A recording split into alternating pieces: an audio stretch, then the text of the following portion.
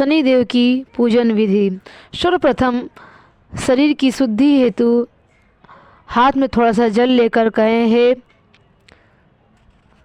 अंजलि जल, आप गंगा जल बन जाएं तथा मेरे तन को पवित्र करें और फिर उसे अपने ऊपर छिड़क लें।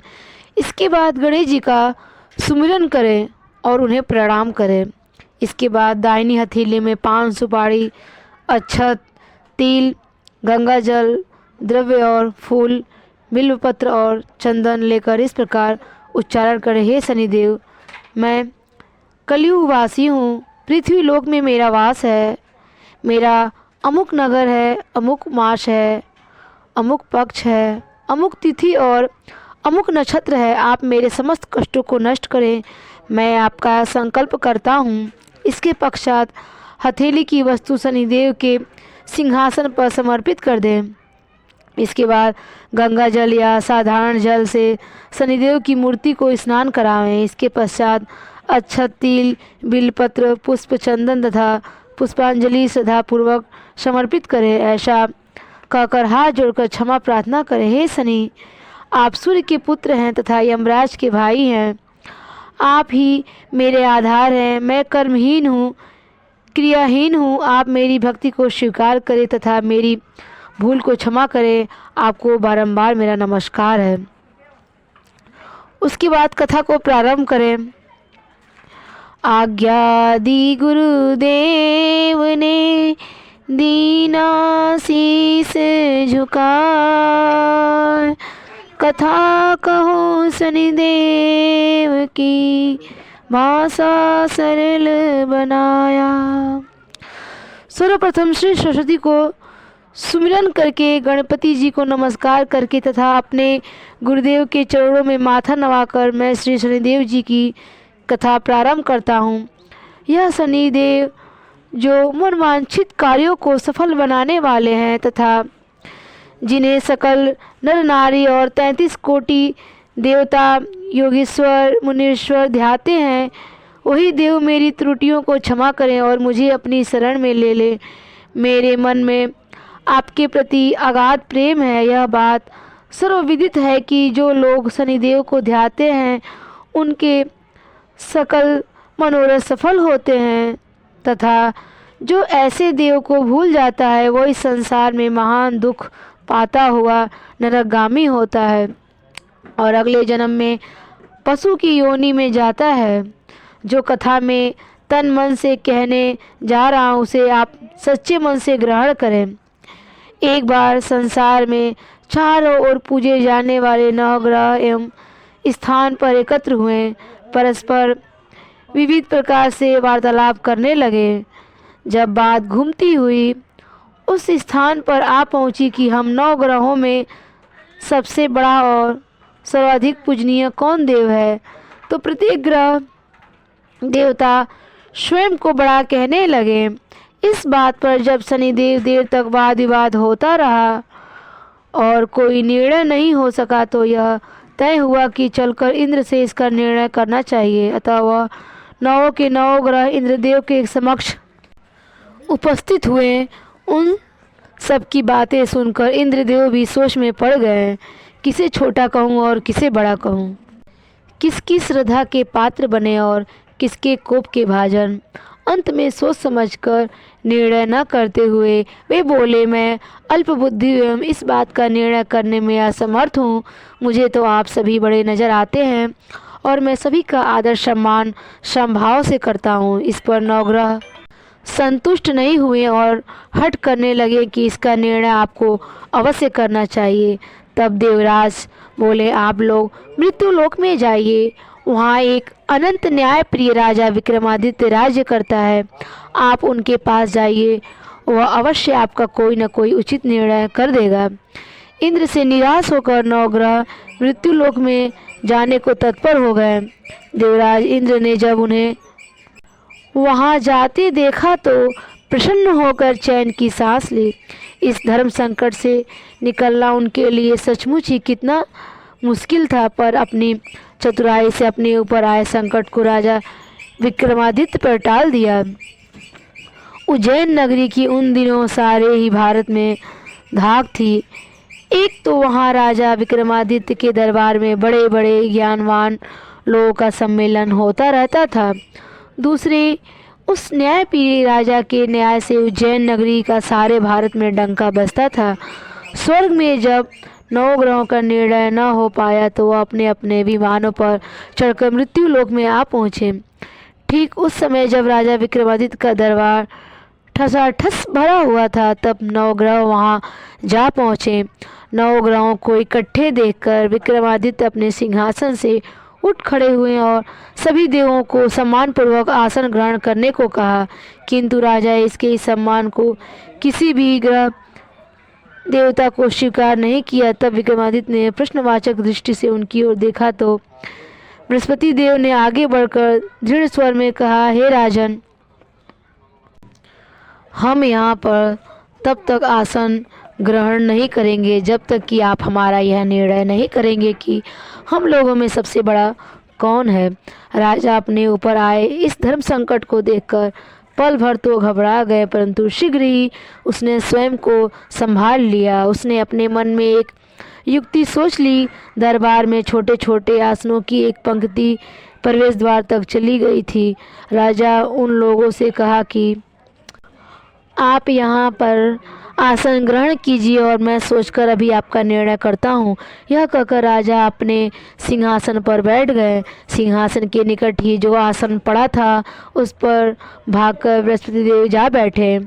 उनके अगले आसन पर सूर्यदेव जा बैठे। सूर्यदेव के निकट ही चंद्रमा और फिर इसी क्रम में बुध, मंगल, राहु, केतु इत्यादि ने अपना अपना आसन ग्रहण कर लिया। पंक्ति में 8वें थे भार्गव, किंतु उन्हें भी संतोष था कि उनके बाद शनिश्चर बैठेंगे, किंतु आसन प्रवेश द्वार के समीप होने के कारण और सबसे अंत में होने के कारण शनिदेव उस पर नहीं बैठे। राजा विक्रमादित्य ने सोचा था कि जो ग्रह उस अंतिम आसन पर बैठेगा वह उसी को विनय और दयाशील के आधार पर बड़ा कह देंगे, पर वहाँ तो बात ही दूसरी हो गई। शनिदेव अति क्रोधी और विकट स्वभाव के देवता हैं। जब वह नहीं बैठे तो 8 ग्रह खिलखिलाकर हंस पड़े। अपना इस प्रकार से अपमान होते देखकर शनिदेव की आंखें क्रोध से लाल हो गई और भृगुटी तन गई। क्रोध से कांपते हुए बोले, राजन, मुझसे वैर लेकर तुमने अच्छा नहीं किया। क्या समझकर तुमने मुझे इस प्रकार से अपमानित करना चाहा और क्यों मुझे तले बिठाना चाहा। चांद ग्रह का प्रभाव 2.25 दिन रहता है और सूर्य, शुक्र और बुध का प्रभाव केवल आधा मास। सोम और मंगल 2 मास और गुरु 13 मास। राहु और केतु 18 मास रहते हैं, जबकि मैं 7.5 वर्ष तक रहता हूँ। इसलिए हे राजन, अब तू सावधान हो जा। तूने जो अपमान किया है इसका दंड तुझे अवश्य मिलेगा। राजा के कुछ दिन तो आराम से बीते, लेकिन शीघ्र ही शनिदेव का कोप दृष्टि फिरी और राजा पर सड़साती आ गई। उन्हीं दिनों एक व्यापारी कुछ घोड़े बेचने के लिए उज्जैन नगरी में आया। सुंदर सुंदर घोड़े देखकर राजा का जी ललचा गया। राजा ने उन्हें खरीदने का आदेश दिया। घोड़े में एक घोड़ा भंवर नाम का था। राजा उस पर चढ़कर देखने लगे। कुछ देर तक तो घोड़ा राजा के लिए वहीं घूमता रहा, लेकिन फिर सहसा भाग खड़ा हुआ। राजा को बड़ा अचंभा हुआ। घोड़ा एक भयानक जंगल में राजा को पटककर अंतर्ध्यान हो गया। राजा अकेला उस वीरान जंगल में भटकने लगा। शाम के समय जब उसे प्यास बहुत सताने लगी तो वह जोर जोर से चीखने लगा। उधर एक पगडंडी से एक ग्वाला अपने गांव को जा रहा था। वह राजा की आवाज़ सुनकर रुक गया। राजा उसके पास गया। ग्वाले ने उसकी व्यथा जानकर उसे निकट की नदी पर ले जाकर पानी पिलाया। पानी पिलाने के बाद जब राजा स्वस्थ हो गया और प्रसन्न होकर उसने ग्वाले को अपने हाथ की अंगूठी उतार कर दे दी और उससे कहा कि मैं उज्जैन का रहने वाला हूँ, यहाँ रास्ता भटक गया हूँ, तुम मुझे रास्ता दिखाओ। तब ग्वाला उसे अपने साथ गांव में लाया। वहाँ एक मिठाई की दुकान पर राजा ने मिठाई खा पीकर भूख मिटाई और दुकानदार को भी एक अंगूठी उतार कर दे दी। दुकानदार के पूछने पर उसने उससे यही कहा कि वह उज्जैन नगरी का रहने वाला है और उसका नाम बोना है। फिर वह दुकान के बंद होने तक वहीं बैठा दुकानदार से बातें करता रहा। उस दिन दुकानदार की बिक्री बहुत हो गई। उसने सोचा कि यह भाग्यवान पुरुष है जो इसके आने से आज मेरी इतनी बिक्री हुई। इसलिए रात होने पर वह उसे बोला कि वह उसके साथ उसके घर चलें और उसके साथ ही भोजन भी करें। राजा मान गया। जब वह दोनों घर पर पहुँचे तो दुकानदार की पत्नी ने उनका बड़ा स्वागत सत्कार किया और अतिथि के लिए विशेष रूप से भोजन तैयार किया। भोजन करते समय एक अद्भुत घटना घटी।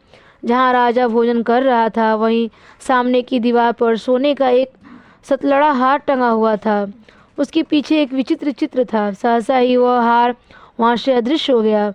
दुकानदार के यहाँ एक बांदी थी। उसने जाकर घर की मालकिन से कहा, वहाँ खूंटी पर हार।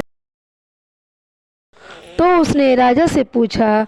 राजन बोले, मुझे तो नहीं मालूम, तुम्हारे और मेरे अतिरिक्त तो यहाँ कोई नहीं था ही नहीं। सच सच बताओ, हार कहाँ है? मुझे नहीं मालूम। राजा फिर से बोला, मेरे पास कोई हार नहीं। जब कोई निर्णय नहीं हो सका तो दुकानदार राजा को उस नगर के राजा के पास ले गया। उस नगर के राजा ने जब विक्रमादित्य की भोली भाली सूरत देखी तो बोला, यह व्यक्ति कभी भी चोरी नहीं कर सकता। और यह कहकर उसने विक्रमादित्य को छोड़ दिया। विक्रमादित्य जब उस नगर में यूं ही इधर उधर घूम रहा था तब उस नगर के एक तेली ने उससे कहा कि वह उसके यहाँ काम कर ले तो उससे वह रहने को स्थान और खाने को सामग्री देगा। राजा मान गया और तेली ने उसे अपने घर ले गए। वहाँ राजा धाड़ी पर बैठा उसके बैलों को हाँकता रहता और तेली बाजार में तेल बेच आता। जब वर्षा ऋतु आई और मूसलाधार वर्षा होने लगी तब धाड़ी पर बैठे हुए विक्रमादित्य ने मौज में आकर ऊंचे ऊंचे स्वर में राग आलाप आरंभ कर दिया। निकट ही उस नगर के राजा का राजमहल था। वहाँ खिड़की में बैठी राजकुमारी ने जब राजा का मधुर स्वर में गीत सुना तो वो अपना दिल हार बैठी। उसने बांदी को पता करने के लिए भेजा। बांदी वहाँ राजा को गाते हुए देखकर लौटी तो राजकुमारी से बोली कि वहाँ पर तो कोई अतिरिक्त सुकुमार नवयुवक बैठा मस्ती में आंखें बंद करके गा रहा है। राजकुमारी ने सुना तो उसने अन्न जल का त्याग कर दिया। रात तक जब उसने कुछ नहीं खाया तो राजा ने आकर उसे समझाया, पर वह बोली कि वह तो उस गाने वाले से ही शादी करेगी। रानी ने जाकर राजा से कहा कि राजकुमारी एक तेली पर मोहित हो गई है और उससे ब्याह रचाना चाहती है। तो राजा सुना तो बहुत क्रोधित हुए। उसने तेली के घर से विक्रमादित्य को बुलवाया और उसके हाथ काटकर जंगल में फिकवा दिए। यह बात जब राजकुमारी को पता चली तो वो और भी अपनी बात पर ढीठ हो गई। बोली, मैं तो अब उसी को वर लिया है, वो चाहे कैसा भी हो उसी से विवाह करूंगी। बेटी की हट देखकर लाचार हो राजा ने दोबारा विक्रमादित्य को नगर में बुलवाया और उससे राजकुमारी का मामूली ढंग से शादी करा दिया और एक साधारण मकान में दोनों को बसा दिया। दोनों वहीं रहने लगे। एक दिन जब विक्रमादित्य सोया था तो स्वप्न में उसे शनिदेव नजर आए। विक्रमादित्य ने उसे सामने नमस्कार किया और क्षमा याचना की। शनिदेव ने उसे आशीर्वाद दिया और बोले, अब तुम्हारी 7.5 खत्म हो गई। राजा बोला, मुझसे जो गलती हुई उसके लिए मुझे क्षमा कर दीजिए। शनिदेव ने मुस्कुराकर उसे आशीर्वाद दिया और राजा के दोनों बाजू दोबारा निकल आए। राजा ने अपनी पत्नी राजकुमारी को रात को नहीं जगाया नहीं। वह रात को उसके गले में अपनी बाहें डालकर सो गया। सुबह राजकुमारी की आंख खुली तो उसने अपनी गर्दन में बाहें पड़ी देखी तो वह चौंक कर उठ बैठी, लेकिन शीघ्र ही विक्रमादित्य ने जाकर उसको सब बातों से अवगत करा दिया। जब वहाँ से राजा को यह बात मालूम हुई तो वह भागा भागा आया और उस अपंग को फिर से स्वस्थ देखकर चकित रह गया। उसको भी विक्रमादित्य ने यही कहा कि यह सब शनिदेव की कृपा का फल है और विक्रमादित्य ने अपना वास्तविक परिचय भी उस राजा को दिया और सारा किस्सा विस्तार से सुनाया। सुनते ही राजा विक्रमादित्य के चरणों में गिर गया और क्षमा याचना करने लगा। बस यह खबर शीघ्र ही सारे नगर में फैल गई। दुकानदार को जब यह खबर मिली तो वह भागा भागा आया और विक्रमादित्य के पाँवों में लौटने लगा। विक्रमादित्य ने उसे उठाकर आसन पर बिठाया और कहा, तुम घर जाकर उसी खूंटी पर देखो, हार टंगा होगा। और सच ही दुकानदार ने देखा तो हार टंगा था। राजा ने नौकरानियों के साथ लश्कर समेत विक्रमादित्य को विदा किया। राजा विक्रमादित्य जब राजकुमारी को लेकर अपनी नगरी उज्जैन में लश्कर समेत पहुंचा तो सारी नगरी में उत्साह छा गया। अपने राजमहल में प्रवेश करने से पूर्व विक्रमादित्य ने 9 ग्रहों की पूजा की और शनिदेव को उच्च स्थान दिया। साथ ही उसने नगर में ढिढोरा पिटवा दिया कि शनिदेव मनवांछित फल को देने वाले और 9 ग्रहों में सर्वोच्च स्थान रखते हैं। इस प्रकार शनिदेव को मनाकर विक्रमादित्य ने अपने राज्य यश और कीर्ति को प्राप्त कर लिया। बोले श्री शनिदेव महाराज की जय।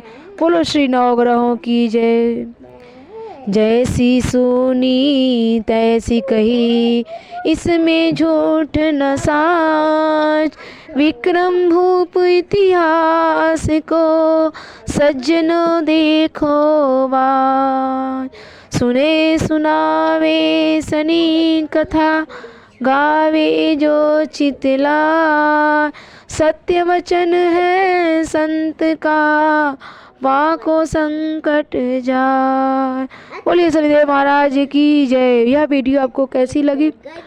अच्छी लगी हो तो लाइक करें और कमेंट करके ज़रूर बताएं। और हमारे चैनल पे नए हैं तो लाइक और सब्सक्राइब करें।